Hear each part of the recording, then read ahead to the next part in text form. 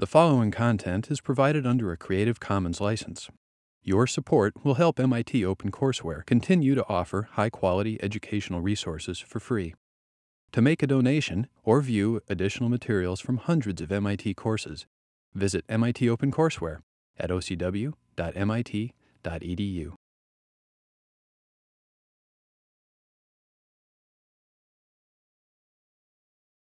All right, let's start. So first of all, I hope you'll be enjoying the class so far, and thank you for filling out the survey. So we got some very useful and interesting feedbacks. One of the feedbacks is my impression. I haven't got a chance to talk to my co-lecturers or colleagues yet. But I read some comments. You were saying that some of the problem sets are quite hard. Right? The math part may be a bit more difficult than the lecture. So I'm thinking, so this is really the application lecture. And from now on, after 3 more lectures by Chunbong, there will be essentially the remainders are all applications. The original point of having this class is really to show you how math is applied, to show you those cases in different markets, different strategies, and in the real industry. So I'm trying to think, how do I give today's lecture with the right balance? You know, this is, after all, the math class. Should I give you more math, or should you had enough math? I mean, it sounded like from the survey, you probably had enough math. So I probably want to focus a bit more on the application side. And from the survey, also seems like most of you enjoyed or wanted to listen to more on the application side. So anyway, as you've already learned from Peter's lecture, the so-called modern portfolio theory. And it's actually not that modern anymore, but we still call it modern portfolio theory. So you probably wonder, in the real world, how actually we use it. Do we follow those steps? Do we do those calculations? And so today I'd like to share with you my experience on that, both in the past, a different area, and today probably more focused on the buy side. Oh, come on in. Yeah. Actually, these are my colleagues from Harvard Management, so so they will be able to ask me really tough questions. So anyway. So how I'm going to start this class? You wonder why I handed out each of you a page. So does everyone have a blank page by now? Yeah, actually, yep. So, yeah, could you also pass to, yeah. So I want every one of you use that blank page to construct a portfolio. Okay, so you say, wow, I haven't done this before. That's fine. Do it totally from your intuition, from your knowledge base as of now. So what I want you to do is to write down, to break down the 100% of what you want to have in your portfolio. Okay, you said, give me choices. No, I'm not going to give you choices. You think about whatever you like to put on, wide open, right? And don't even ask me the goal or the criteria, based on what you want to do. And so totally free thinking. And, but I want you to do it in 5 minutes. So don't overthink it, and hand it back to me. Okay.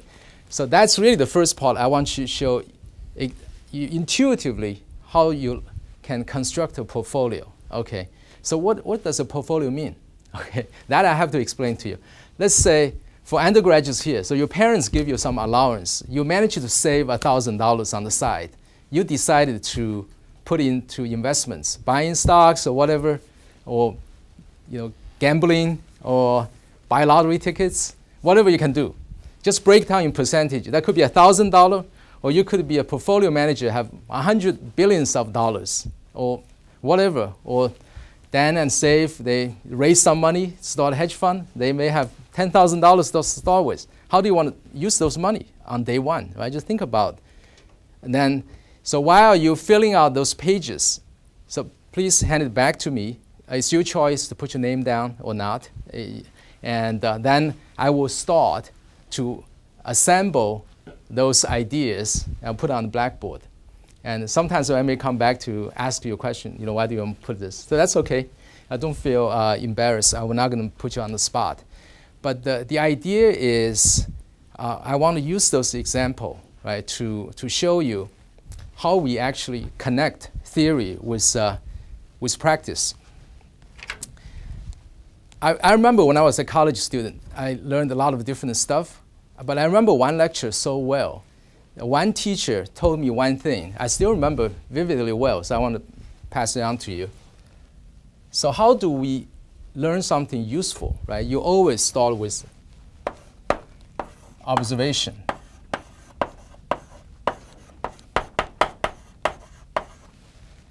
So that's kind of the physics side. You collect the data, you ask a lot of questions, try to find out patterns. Then what you do, you build models. You have a theory. You try to explain what is working, what's repeatable, what's not repeatable, right? So that's where the math comes in. You solve equations sometimes, but in economics, a lot of times, unlike physics, the repeatable patterns are not so obvious. So what you do after this, so you come back to observations again. You confirm your theory, verify your predictions, and find your error. Then this feeds back to this loop. And a lot of times, the verification process is really about understanding special cases. That's why today I really want to illustrate the portfolio theory, use a lot of special cases. And so can you start to hand back your portfolio construction by now? OK, so just hand back whatever you have. Even have one thing on the paper, that's fine, or many things on the paper, or you think as a portfolio manager, or you think as a trader, or you think simply as a student, or as yourself.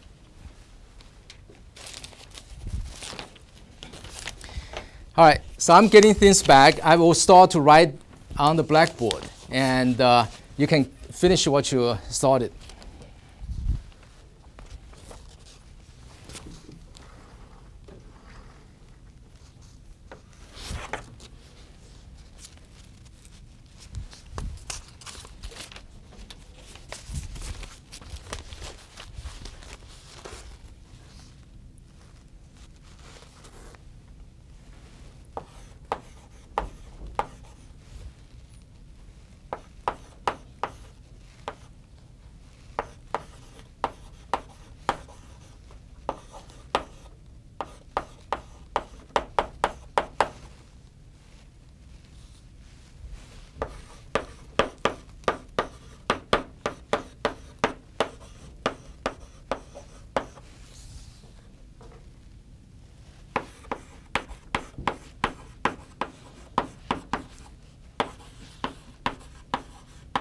By the way, that's the only slide I'm going to use today.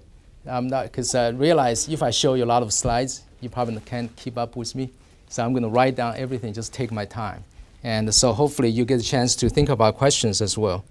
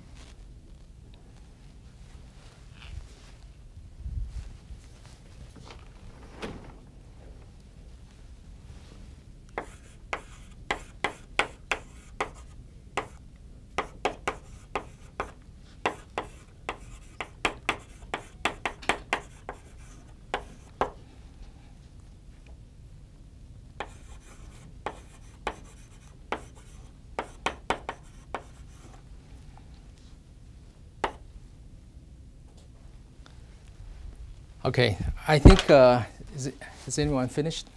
Any more? Okay. All right.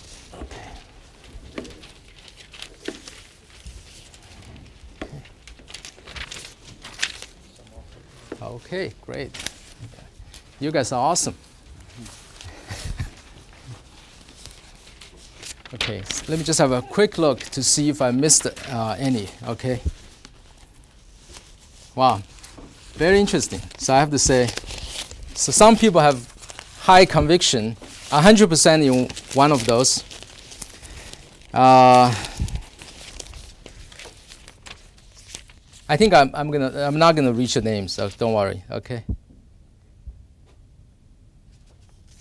Okay, I'm just going to read the assets people put on. Okay, so small cap equities, bonds, real estate, commodities, those were there.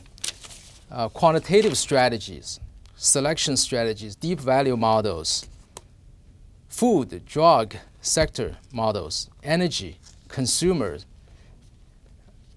S&P index, ETF fund, government bonds, top hedge funds.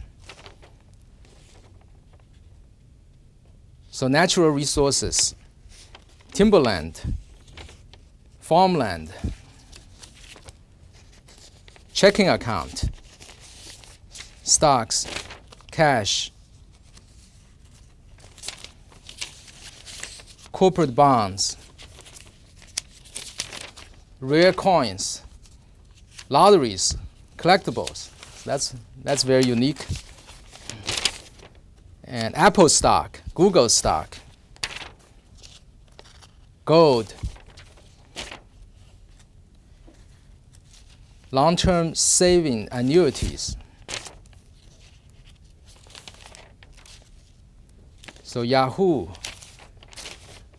Morgan Stanley stocks. I like that.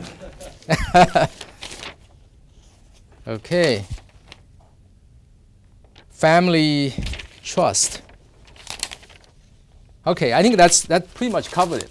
Okay, so I would say that list is more or less here. So after you've done this, when you were doing this, what kind of questions came to your mind? Anyone wants to? Yeah, please. Like, how do I know what's the right balance to draw in my portfolio? Like, whether it be between like cash, bills, bonds, stuff like that. Yeah. How do you do it, right? Really, what's the criteria? And so before we answer the question, how you do it, how do you group assets or exposures or strategies or even people, right, traders together? I mean, before we answer all those questions, we have to ask ourselves another question. What is the goal? What is the objective, right? So we understand what portfolio management is. So here in this class, we are not talking about how to come up with a specific winning strategy in trading or investments, but we are talking about how to put them together. So this is what a portfolio management is about. So before we answer how, let's see why. Why we do it? Why do we want to have a portfolio, right? That's a very, very good point. So let's understand the goals of portfolio management. So before we understand goals of portfolio management, let's understand your situations, everyone's situation.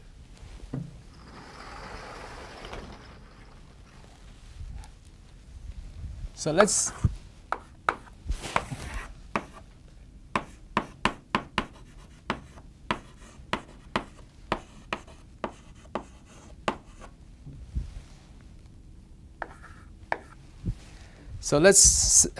look at this chart. So I'm going to plot your spending as a function of your age. So when you are age 0 to age of 100, so everyone's spending pattern is different. So I'm not going to tell you this is the spending pattern. So obviously, when kids are young, they probably don't have a lot of hobbies or other tuition, but they have some basic needs. So they spend. Then the spending really goes up. Now your parents have to pay your tuition, or you have to borrow loans, scholarships. And then you have, that's college. Then you're married, you have kids, you need to buy a house, buy a car, pay back student loans. You have a lot more spending. Then you go on vacation, you buy investments, you just have more spending coming up. So, but it goes to a certain point, it will taper down, right? So you're not going to keep going forever. So that's your spending curve. And the other curve you think about is what's your income? What's your earnings curve? You don't earn anything when you're just born, but you earning. So this is spending.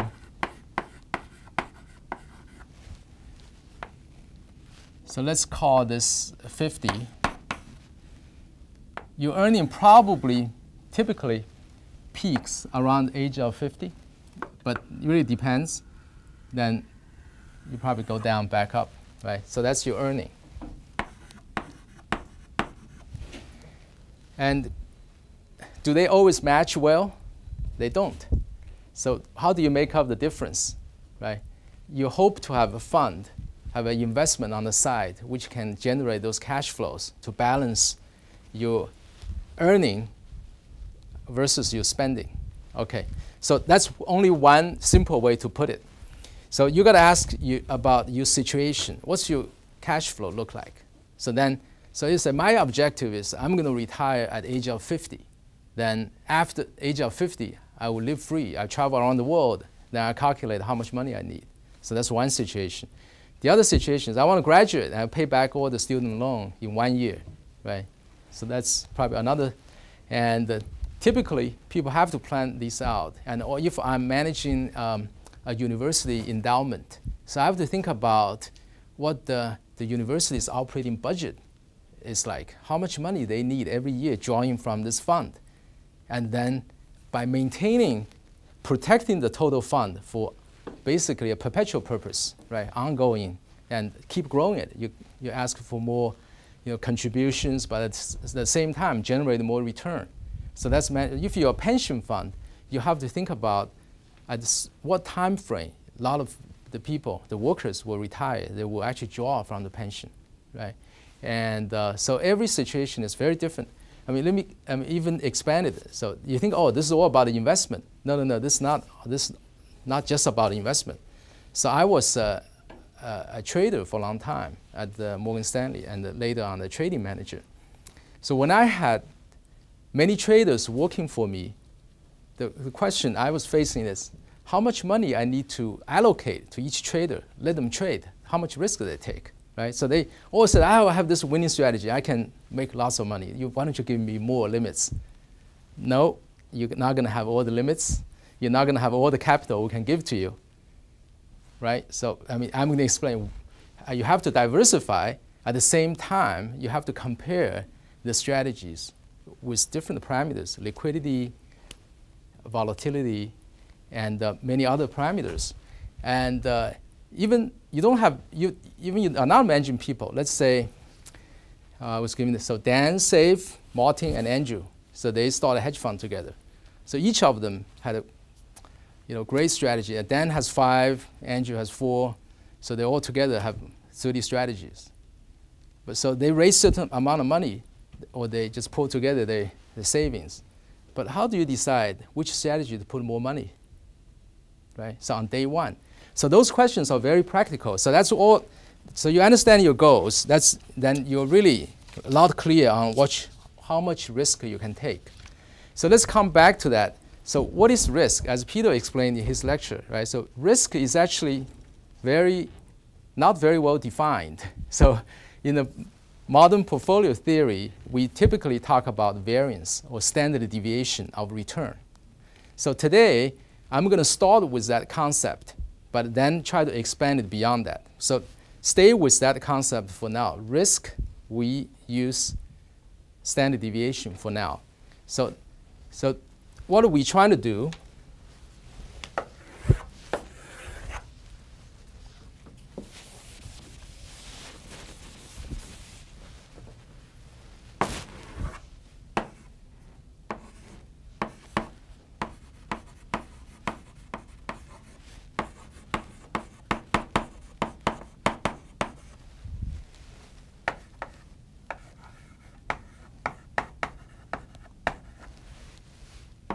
So this, you're familiar with this chart, right? So return versus standard deviation. Standard deviation is not going to go negative, so we stop at 0. But the return can go below 0. And I'm going to reveal one formula before I go into it. I think it's useful to reveal what the previously you learned. So let's say you have, I'm going to also clarify the notation as well so you don't get confused. So let's say, so Peter mentioned Harry Markowitz's modern portfolio theory, which won him the Nobel Prize in 1990, right, along with Sharpe and a few others. So it's a very elegant piece of work. And today I was trying to give you some special cases to help you understand that. So let's review one of the formulas here, which is really the definition. So let's say you have a portfolio. Let's call the expected return of the portfolio is R of P equal to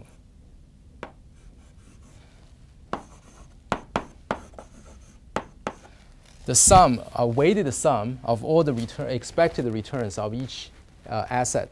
You basically linearly allocate them. Then the variance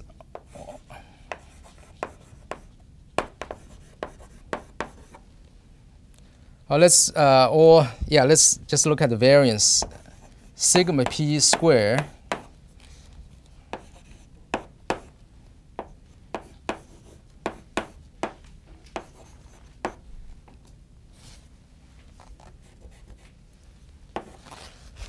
so these are vectors. This is a matrix. The one in the sigma in the middle is a covariance matrix. Okay, that's all you need to know about the math at this point.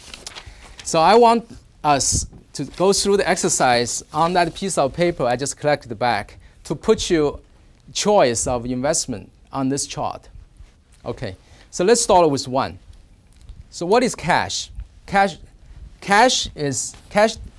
has no standard deviation. You hold cash, so it's going to be on this axis. It's positive return. So that's here. So let's call this cash. Where is, let me just think about another example. Where's lottery? So you buy your Powerball, right? So where's lottery fall on? You put, let's assume you put everything in lottery. So you're going to lose, so your expected value is very close to lose 100%. And your standard deviation is probably very close to 0. So you'll be here. So you're somewhere, okay, oh, no, it's not exactly 0. So, okay, fine. So maybe it's somewhere here. Okay. So not 100%, but you still have a pretty small deviation from losing all the money. What is coin flipping? So let's say you decide to put all your money to gamble on the fair coin flip. Fair coin. 0. So expected return is 0. What is the standard deviation of that? Good. So 100%.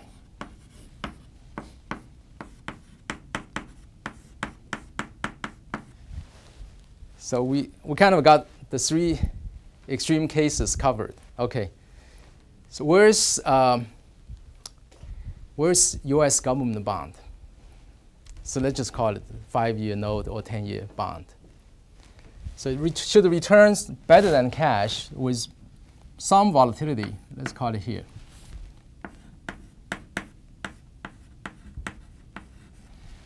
What is investing in startup venture capital fund like?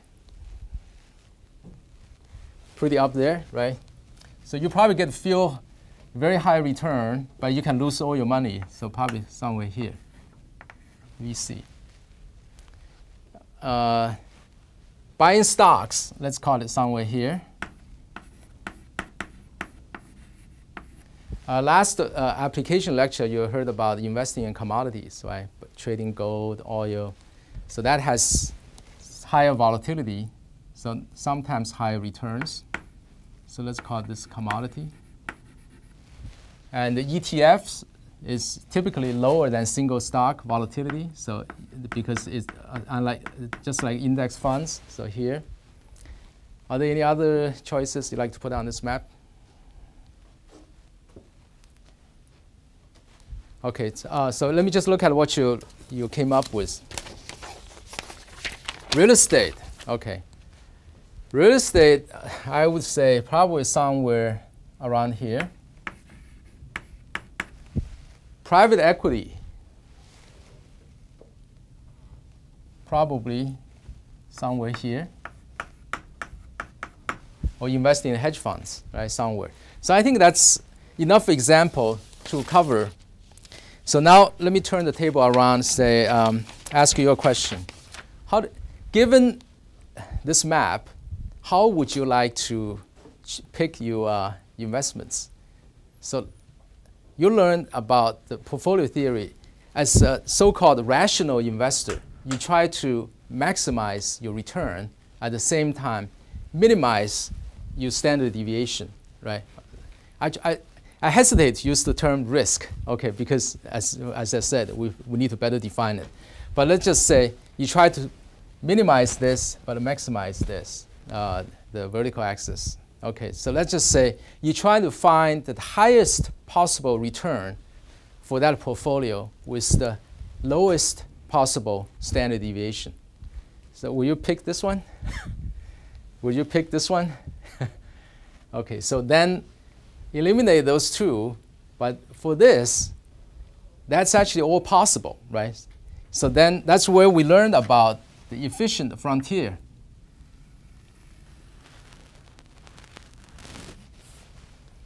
So what is efficient frontier? It's really the possible combination of those investments you can push out to the boundary that you can no longer find another combination given the same standard deviation. You no longer you can find a higher return, so you reach the boundary. And same is true that for the same return, you can no longer minimize your standard deviation by finding another combination. Okay, so that's called efficient frontier.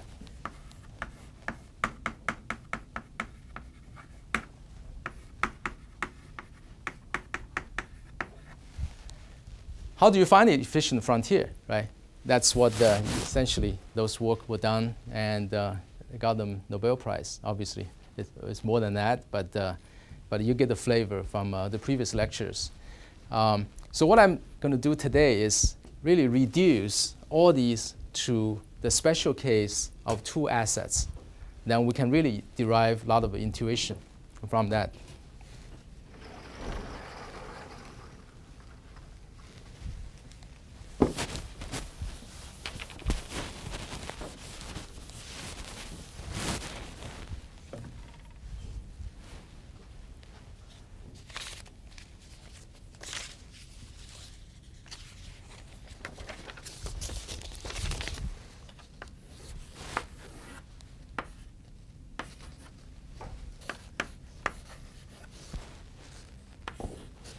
So we have sigma r. We're going to ignore what's below this now, right? We don't want to be there, and we want to stay on the upright. So let's consider one special case. So again, for that, let's write out for the two assets. So what is R of P? It's W1 R1 plus Y minus W1 R2, right? Very simple math. And what is sigma P?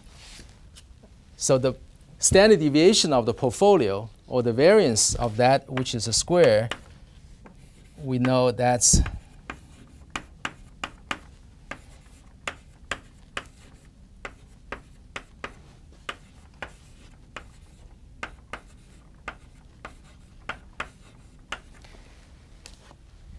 for the two asset class special case. So let me give you further restriction, which let's consider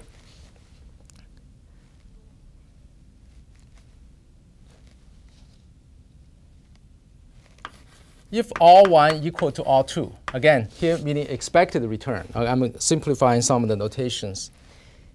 And sigma 1 equal to 0, and sigma 2 not equal to 0, what is rho? What is the correlation?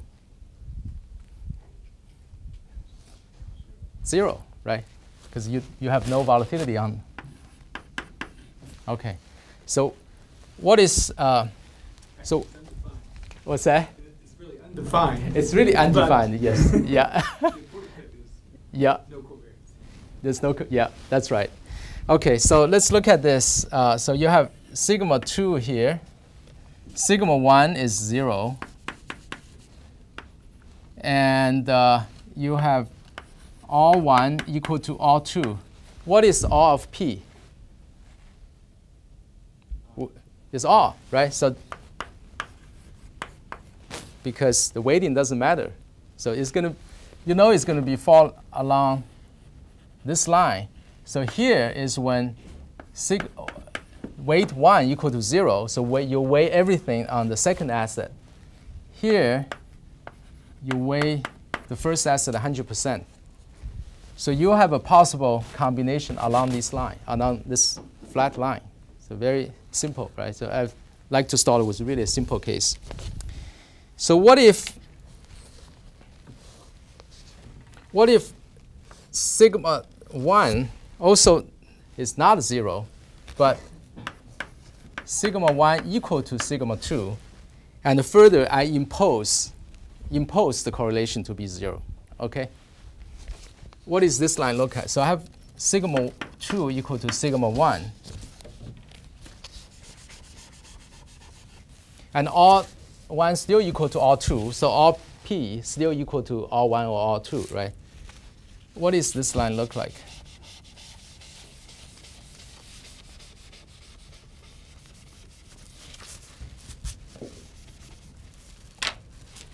So volatility is the same. Return is also the same of each of the asset class. You have two strategies or two instruments. They are zeroly correlated. How would you combine them? So you take the derivative of this variance with regarding to the weight, right? And then you minimize that. So that's what you find is, so at this point is R1 equal to 0 or, W1 or W1 equal to 1. You're at this point, right? Agree? So you choose either. You will be ending up the portfolio exposure in terms of return and variance will be right here. But what if you choose, so when you try to find the minimum variance, you actually end up, I'm not going to do the math. You can do it afterwards. You check by yourself. Okay, you will find at this point, that's when they are equally weighted, half and half. So you get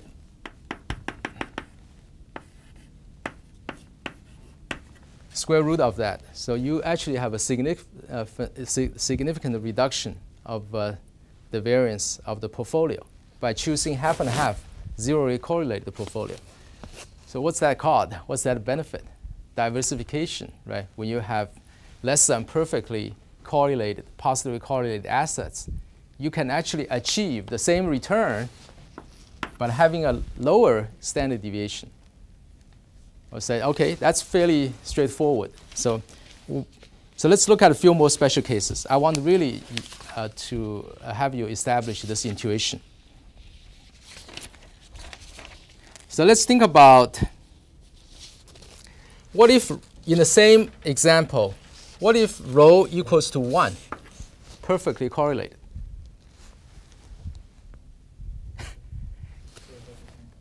Then you can't, right? So you ended up just at this one point. You all agree?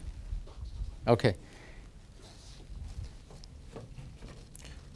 What if it's totally negatively correlated, perfectly negatively correlated? What's this line look like?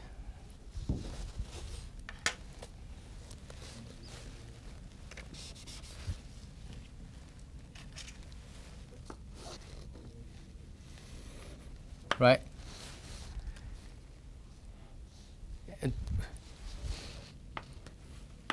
So if you weight everything to one side, you're going to still get this point. But if you weight half and half, you're going to achieve basically 0 variance.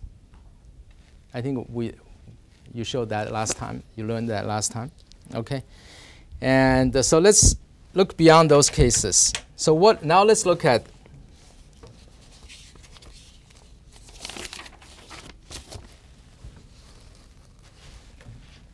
so R1 does not equal to R2 anymore.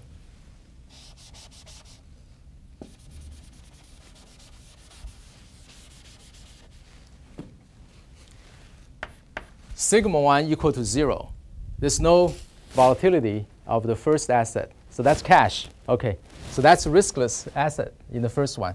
So let's even call it R1 is less than R2. So that's the, right? You have the cash asset, then you have a non-cash asset. Rho equal to 0, 0 correlation. So let's look at what this line looks like.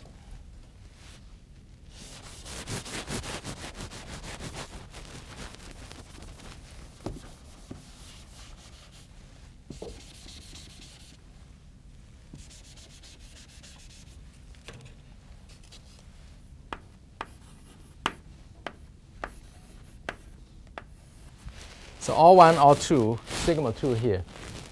When you weight asset 2 100%, you're going to get this point, right? When you weigh asset 1 100%, you're going to get this point, right? So what's in the middle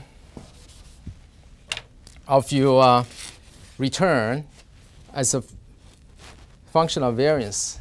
Can someone guess?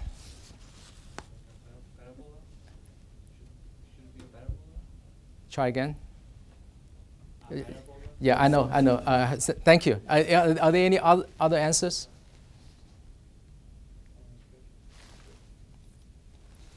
Okay, this actually, let me just derive very quickly for you, right? Sigma 1 equal to 0, rho equal to 0. What's sigma p?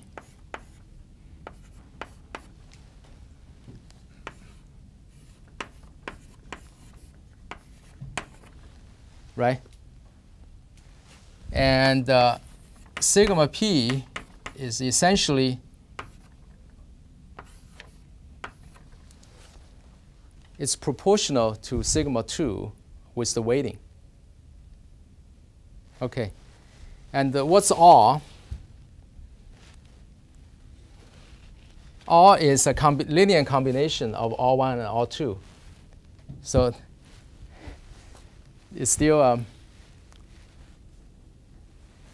so it's linear. Okay? So because in these cases, you essentially, return is a linear function. And the slope, what is the slope of this?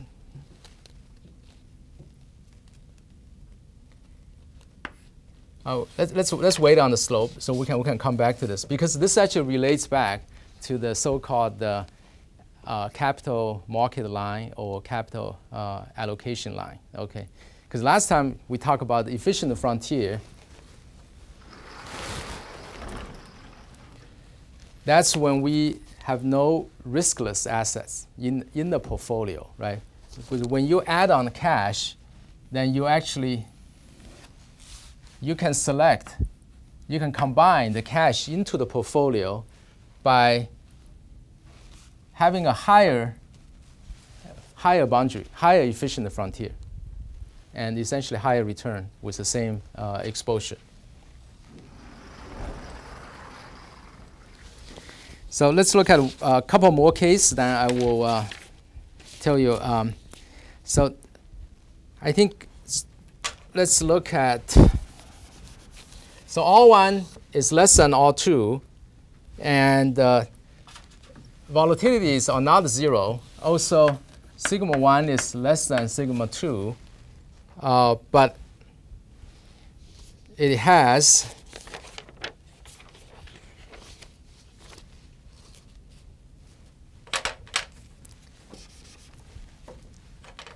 it has a negative correlation of 1. So you have asset 1, asset 2, and as we know, when you pick half and half, this goes to 0. So this is a quadratic function.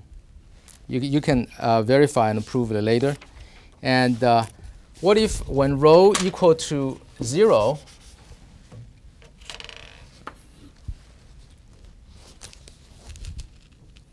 and so sigma 1 should be here, okay? So when rho equal to 0, this no longer goes to, the variance can no longer be minimized to 0. So this is your efficient frontier, this part.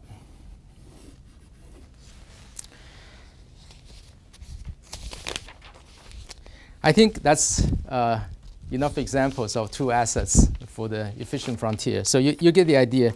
So then what if we have 3 assets, right? So let me just touch upon that very quickly. If you have one more asset here, essentially you can solve the same equations. And when the special case, you can verify afterwards, all the volatilities are equal and the 0 correlation among the assets.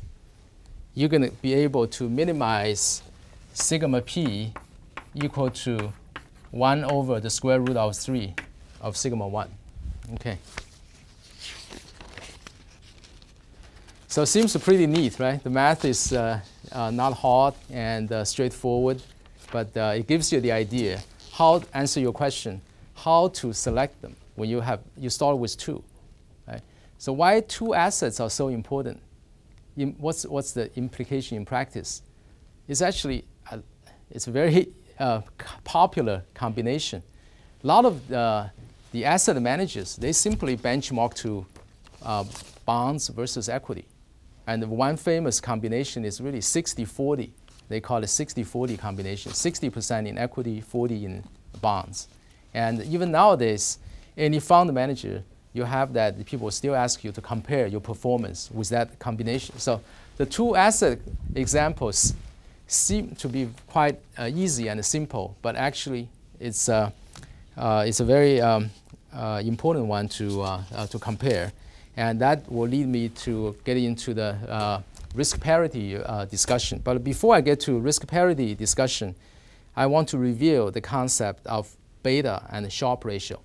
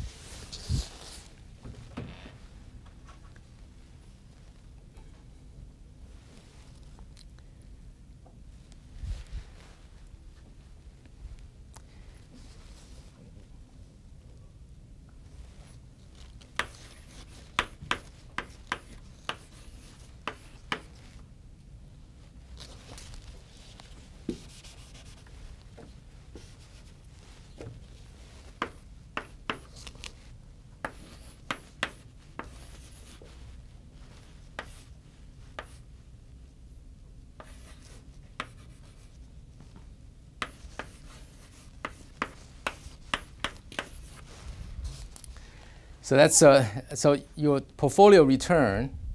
This is your benchmark return, R of M, expected return. This is the RF is the risk-free return. So essentially your cash return, and the alpha is what you can generate additionally. So let's even not to worry about this small other terms, or not necessarily small, but for the simplicity, I'll just reveal that. So that's your beta. What is your Sharpe ratio?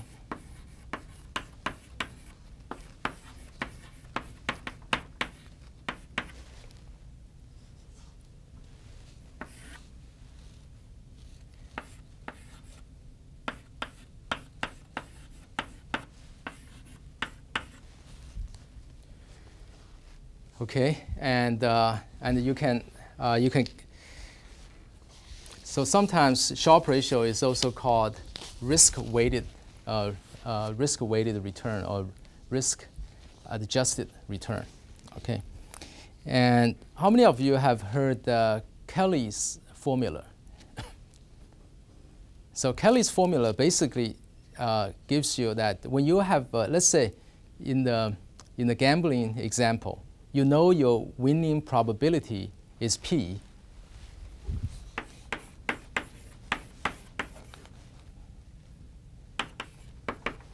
So this basically tells you how much to size up, how much you want to bet on. So it's very simple formula.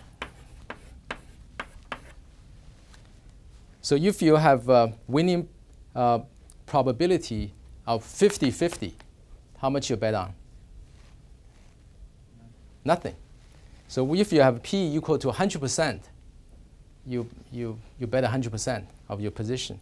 If you have a winning probability of negative 100%, so what does it mean? That means you 100% probability of losing it. What do? You bet the other way around, right? You bet the other side. So when P equal to negative, I'm sorry, actually what I said, when P equal to 0, your losing probability becomes 100%, right? So you bet 100% the other way, okay? So that I leave to you to think about. That's when you have a discrete outcome case. And but when you construct a portfolio, this leads to the next question is, in addition to the efficient frontier discussion, is that really all about asset allocation? Is that how we calculate our weights of each asset or strategy to choose from? The answer is no, right? So let's look at the 60-40 portfolio example.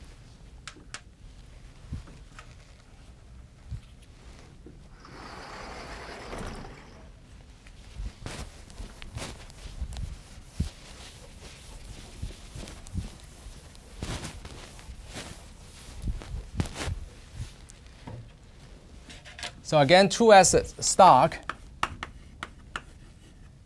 has, let's say, 60%, 40% bonds.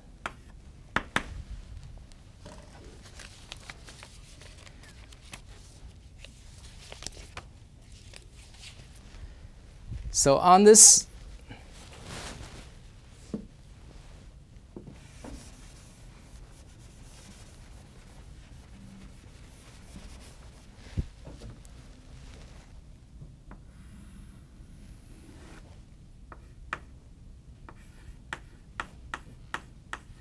So typically, stock volatility is higher than the bonds, and the expected return is also higher.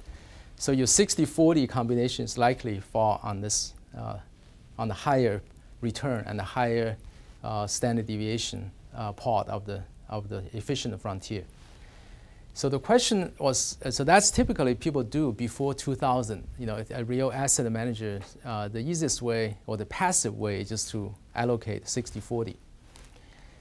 But after 2000, what happened was, when after the equity market peaked and the bond had a huge rally, right? As first, Greenspan cut interest rate, and before the Y2K. Year 2000. You think it's kind of funny.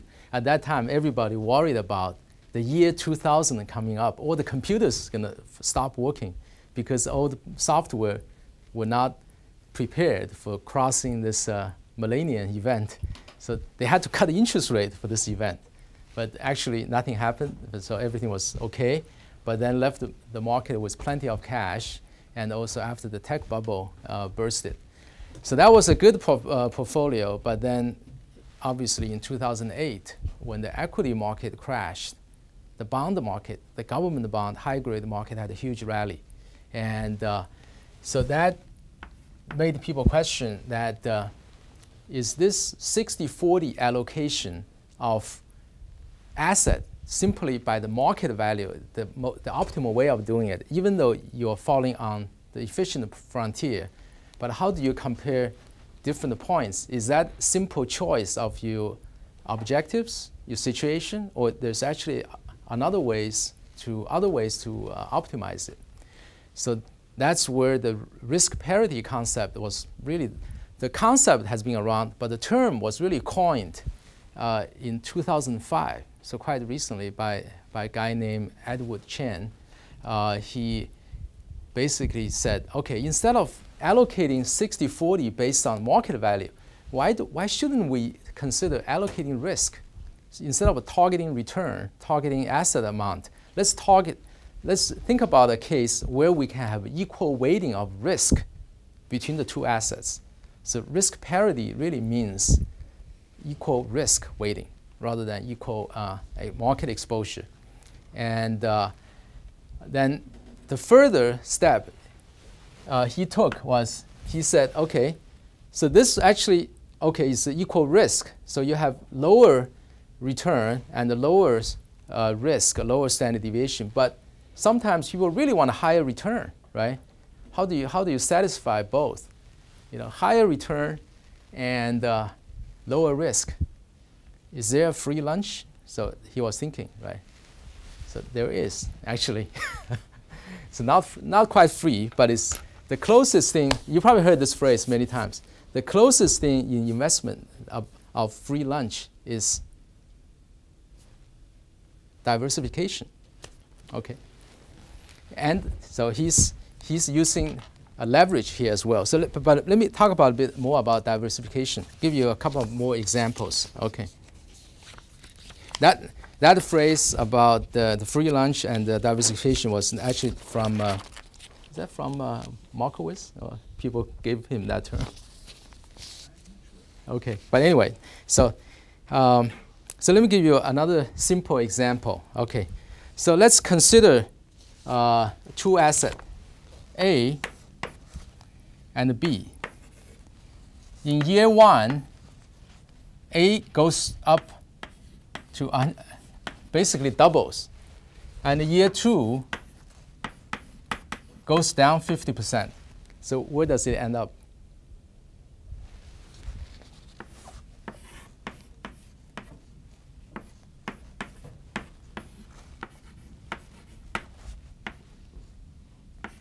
So started with 100%, it goes up to 200%, then you go down 50% on the new base.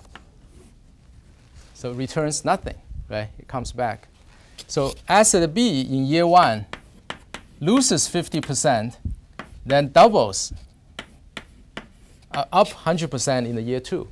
So asset B, it basically goes down to 50%, and it goes back up to 100%. So that's when you look at them independently. But what if you had a 50-50 weight of the two assets? So someone is quick on math can tell me what does it change. So A goes up like that, B goes down like that. Now you have a 50-50, A and B. So let's look at the magic. So in year one, A, you have only 50%. So it goes up 100%. So that's up 50% on the total basis. B, you also weight 50%, but it goes down 50%. So you have lost 25%. So at the end of the year one, you actually, so this is the combined 50-50 portfolio, year one and year two. So you started with 100. You're up to 1.25 at this point. Okay. So at the end of year one, you rebalance, right? So you have to come back to 50-50. So what do? So this becomes 75, right? So you no longer have the 50-50 weight equal. So you have to sell A to come back to 50 and use the money to buy B. So you have a new 50-50% weight asset. Again, you can figure out the math. But what it happens in the following year, when you have this move, this comes back 50%, this goes up 100%. You return another 25% positively without the volatility. So you have a straight line. You can keep, so if this 2-year is a, so that's so-called diversification benefit. And in the 60-40 bond market, that's really the idea. People think about how to combine them. And so let me talk a little bit about risk parity and how you actually achieve them. I try to leave plenty of time for questions. So that's the return. And so let's forget about these.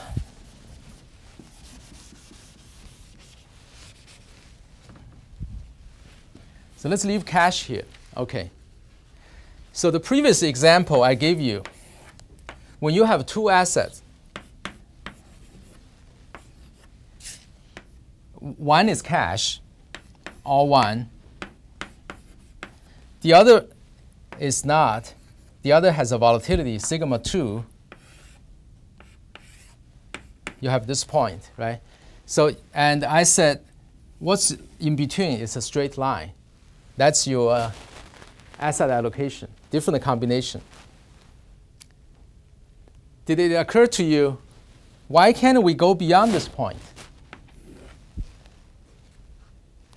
So this point is when we weight W2 equal to 1, W1 equal to 0. Right? That's when you weight everything into the asset 2. But what if you go beyond that? What does that mean? So, okay. So let's say, can we have W1 equal to minus 1, W2 equal to plus 2? So they still add up to 100%. But what's negative 1 mean? Borrow, right? So you went short cash 100%. You borrow money, you borrowed 100% of cash, then put into to buy equity or whatever, risky assets here. So you have plus 2 minus 1. What does the return look like when you do this? So RP equal to W1 R1 plus W2 R2. So minus R1 plus 2R2. That's your return. It's this point here. What's your variance look like or standard deviation look like? As we did before, right? So sigma p simply equal to W2 sigma 2. So in this case, it's 2 sigma 2. So you're 2 times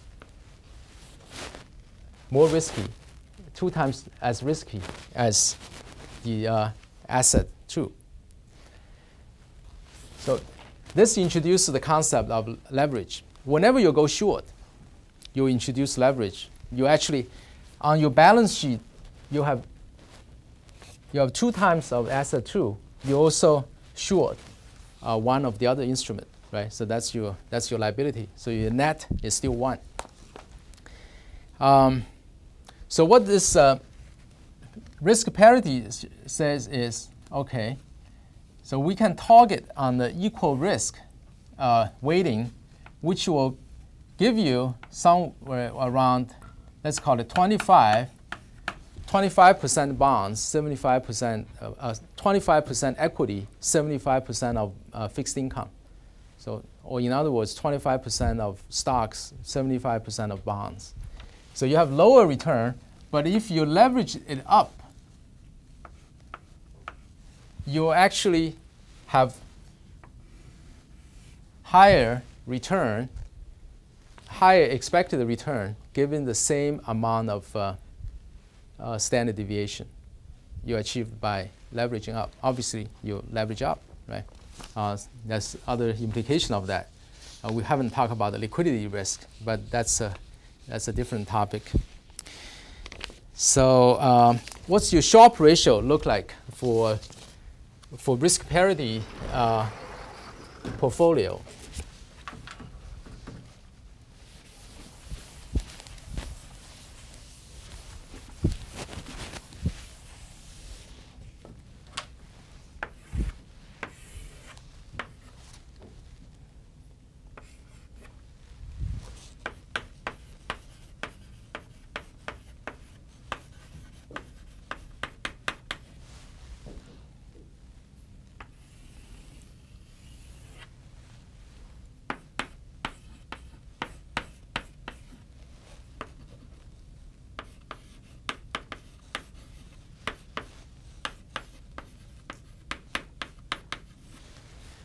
So you essentially maximized the Sharpe ratio or risk-adjusted return by achieving the risk parity portfolio. So 60-40 is here. You actually maximize that. And does leverage matter? When you leverage up, the Sharpe ratio change or not?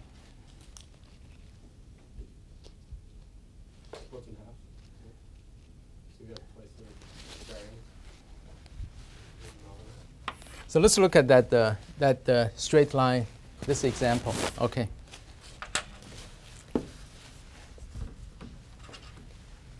So we said Sharpe ratio equal to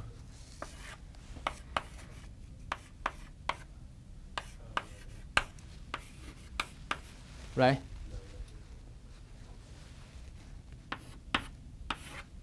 So RP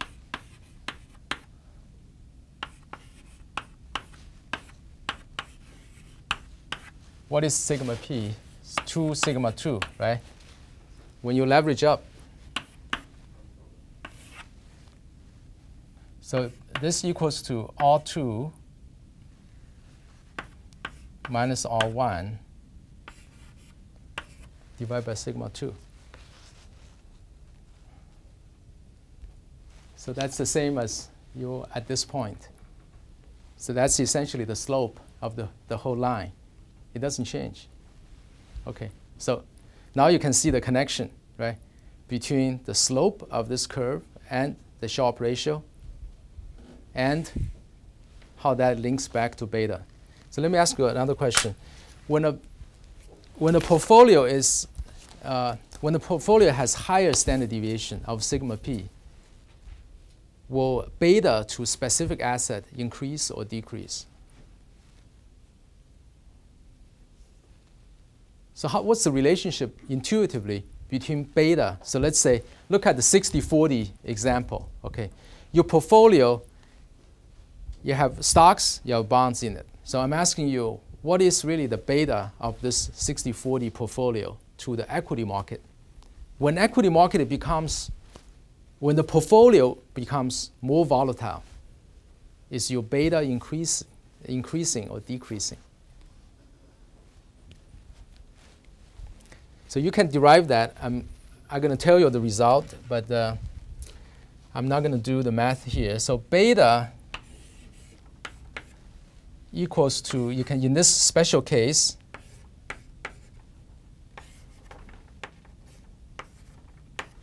is sigma p over sigma 2. Okay.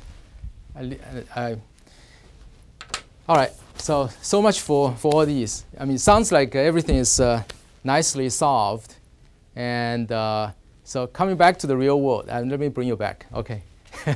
So are we all set for portfolio management? You know, we can program, make a robot to do this. Why do we need all these guys work on the portfolio management? All right. So, or why do we need anybody to to manage a hedge fund? You can just give money, right? So why do you need anybody to put together? So before I answer this question, let me show you a video.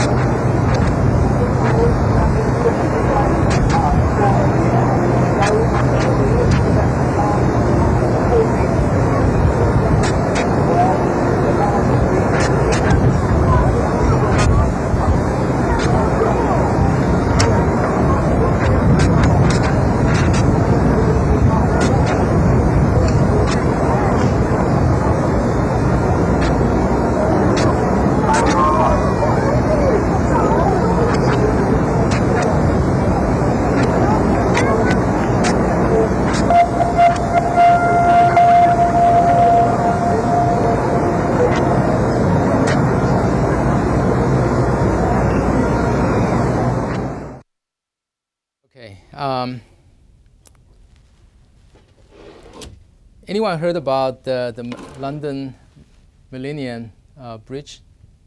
So it was a bridge built around that time, and thought it had the latest technology, and it would really perfectly absorb. You heard about soldiers marching across the bridge and crush the bridge. When everybody's walking in sync, your force gets synchronized. Then the bridge was not designed to take that synchronized force, so the bridge collapsed in the past. So when they designed this, they took all that into account. But what they hadn't taken into account was the support of that is actually, so they allow the horizontal move to take that tension away.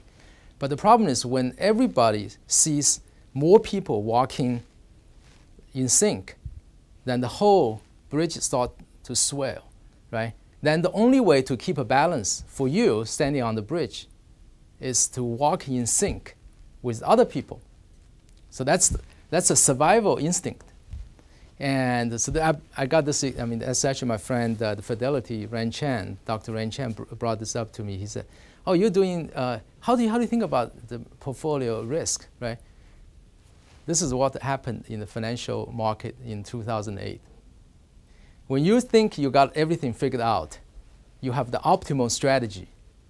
When everybody starts to implement the same optimal strategy for your own as individual, the whole system is actually not optimized. It's actually in danger. Let me show you another one. Okay. These are metronomes, right? So you start anywhere you like.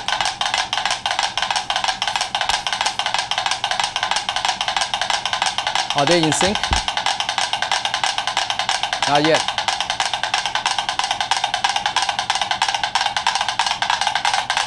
What is he doing?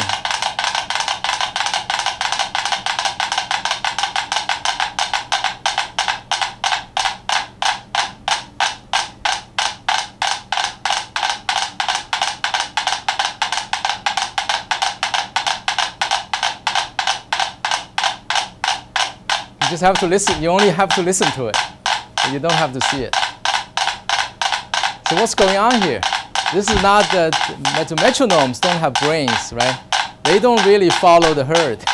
Why are they synchronizing?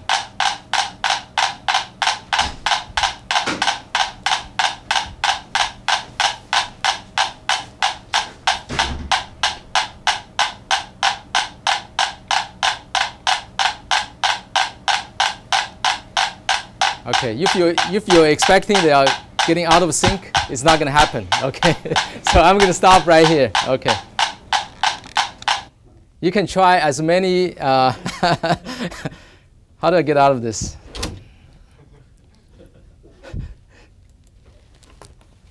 Okay, so you can try. You can look at. There's actually a book written on this as well. So, but. The phenomena here is nothing new, but when he did this, what's that mean? When he actually raised that thing on the plate and put on the Coke cans, what happened? Why is that so significant? They are connected, right? So they are interconnected.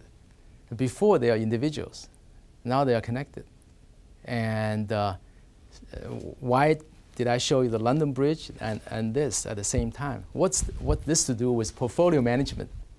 What's this to do with portfolio management? People who are trading, if they have the same strategy, they're going to affect each other. They become connected in that way. Right. If as an individual you're doing a different strategy, if everybody else is doing something different, you can maximize in the space. Right. Very well said.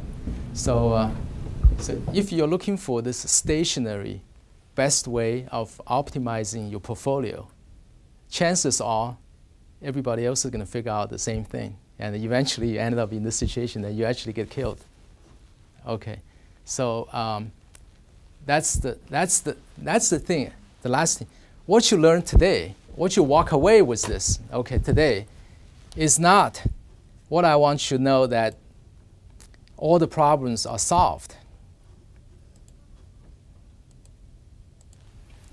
Right? So you say, oh, the problem solved, Nobel Prize were given. So let's just program them. No, it's a dynamic situation. You have to, so that makes the problem interesting, right? As a younger generation, you're coming to the field. The excitement is there are still a lot of interesting problems out there, unsolved. You can beat the others already in the field. And so that's one takeaway. And what other takeaways you think by listening to all these?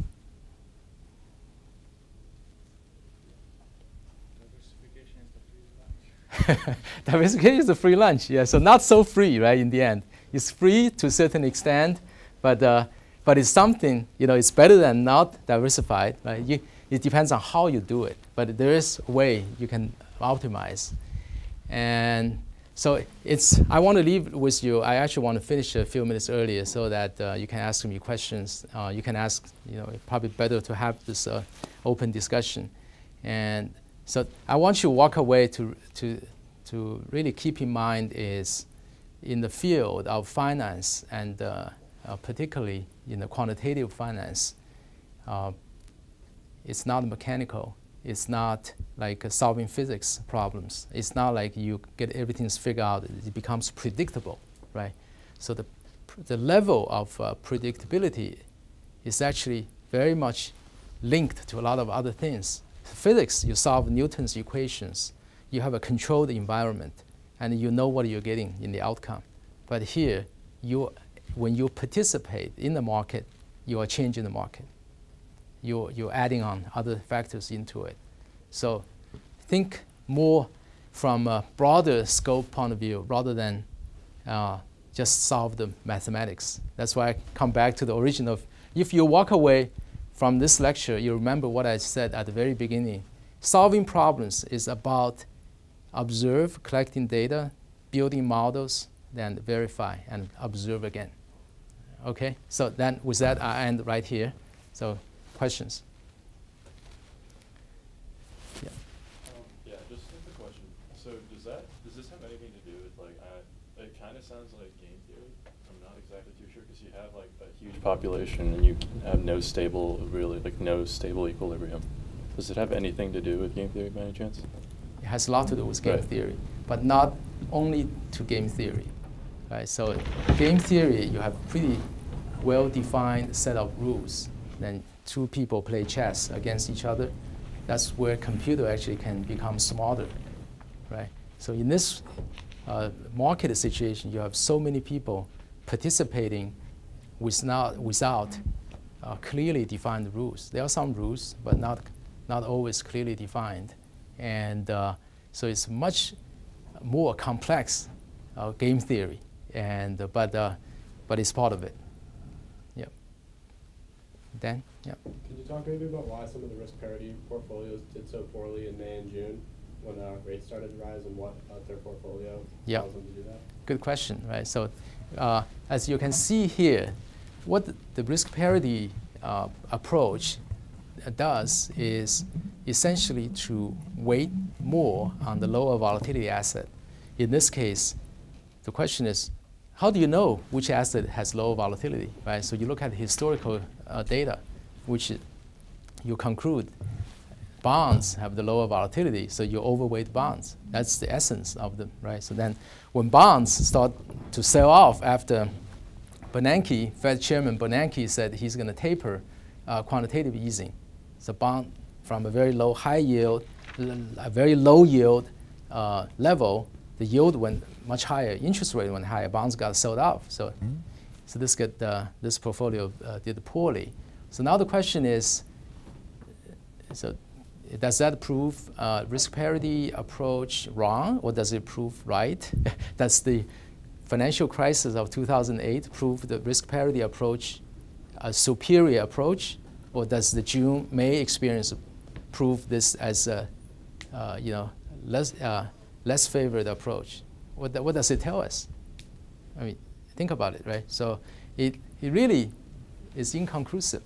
So you observe, you extrapolate from your historical data, but what you are really doing is you try to forecast volatility, forecast return, forecast correlation, all based on historical data. It's like, a lot of people use that example, it's like driving by looking at the rear view mirror. That's the only thing you look at. You don't know what's going to happen in front of you. Yeah, you have other question? Given like all this new information, like, do you find that people are still playing similar game, like in terms of strategy with portfolio management? Very much true. Why, right? So you said people should be smarter than that. It's very difficult to discover new asset classes. It's also very difficult to invent new strategies, and which you have a better winning probability. The other risk, the other very interesting phenomena is most of the traders and the portfolio managers, the investors, they are career investors, meaning just like if I'm the baseball coach, I'm hired to coach a baseball team. My performance is really measured against the other teams when I win or lose, right? A portfolio manager or investor is also measured against the peers. So the safest way for them to do is to benchmark to an index, to the herd. So there's very little incentive for them to get out of the crowd, because if they are wrong, they get killed first. They lose their jobs. So the tendency is to stay with the crowd. It's for survival instinct. Is again, not the other example. It's actually the optimal strategy for individual portfolio manager is really to do the same thing as other people are doing, because you stay with the force. And so you said even though we have all these tools, in the end it's not just that we could leave it to the computers. We need managers.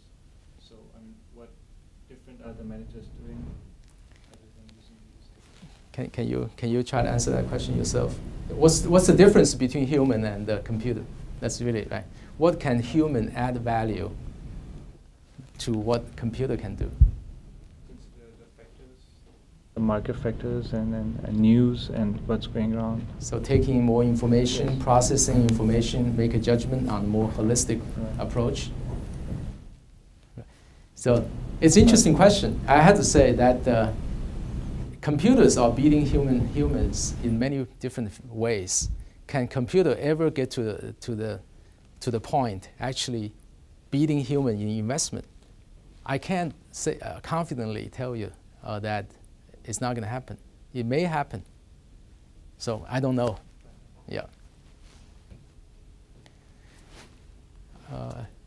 Any other questions? Yeah. Just to add to that, I think there is more to management than just investing.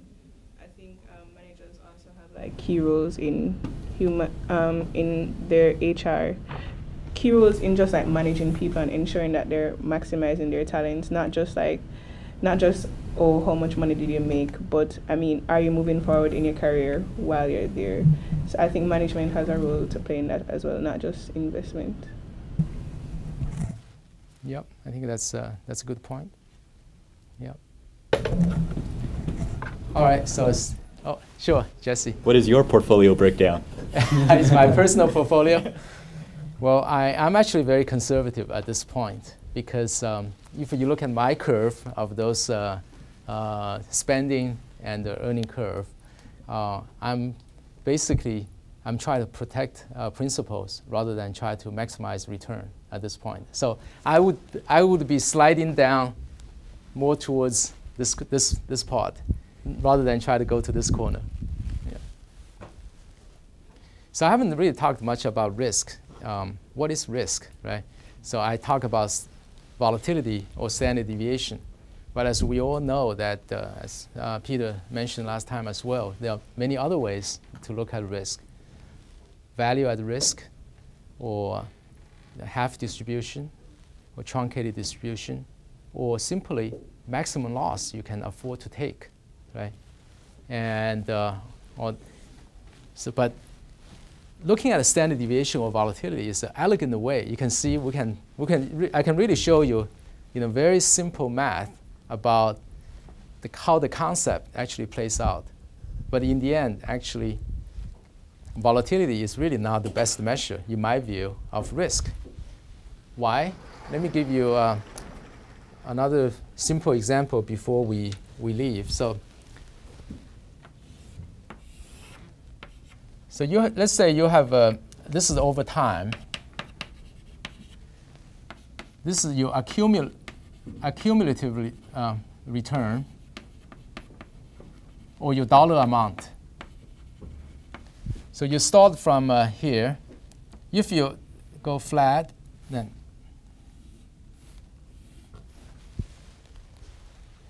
does anyone like to have this kind of a performance? Right? Of course. Right? This is very nice. You keep going up. You never go down. But what's the volatility of that? The volatility is probably not low, right? And then on the other hand, you could have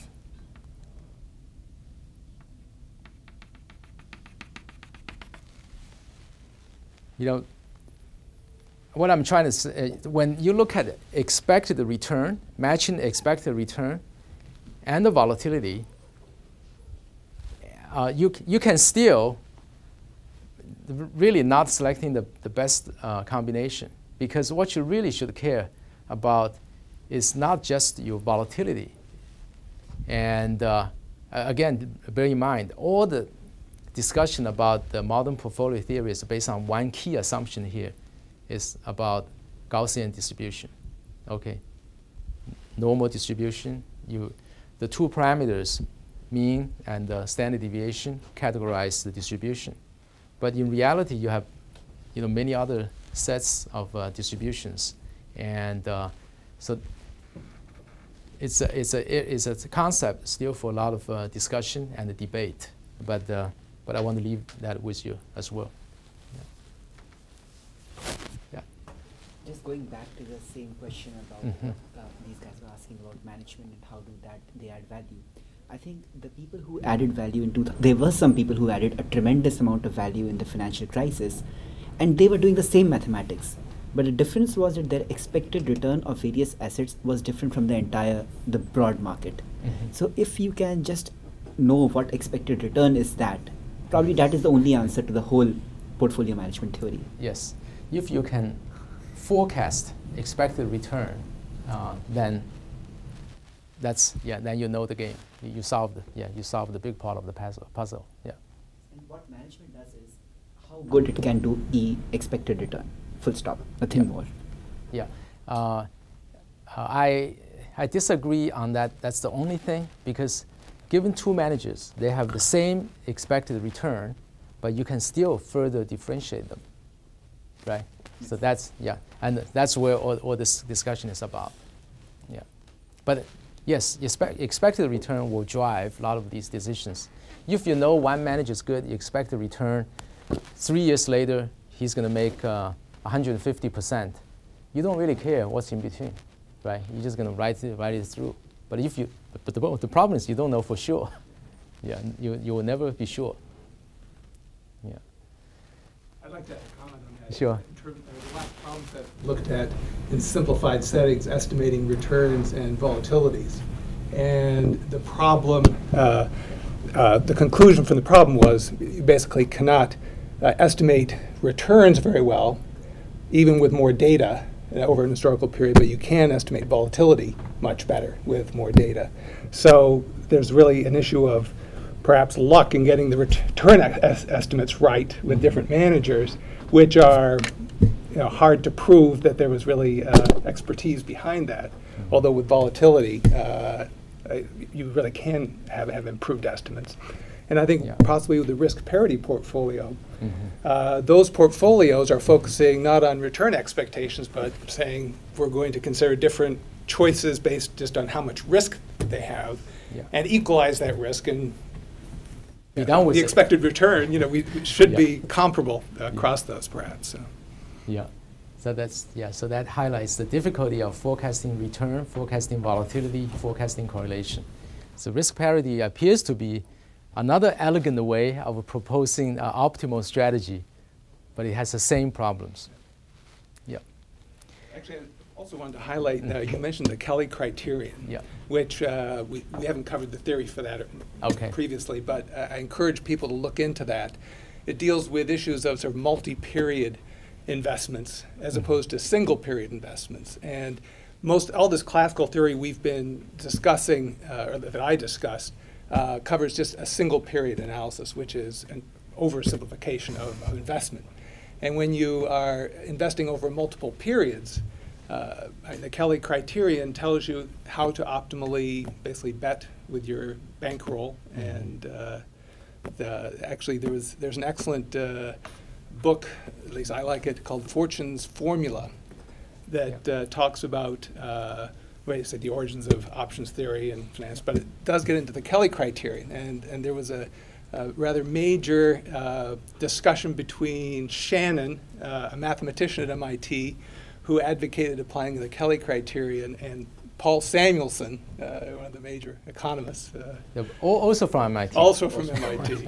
And there was great dispute about how you should do portfolio optimization. And that's a great book. And there are a lot of characters in that book actually are from MIT. And Ed Thorpe, for example. And it's really about, I mean, people try to find the holy grail magic formula, but not really to that extent, but finding somebody, something other people haven't figured out. But it's very interesting history.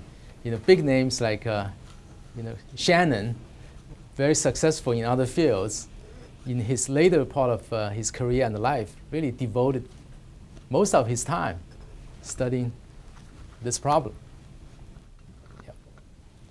You know Shannon, right? So no, Claude Shannon. He's the father of information theory, yeah, and has a lot to do with the later, information age, invention of computers, and very successful. Yeah. So anyway, so we'll end the class right here. No homework for today, okay? So you just need to, yeah. Okay, all right, thank you.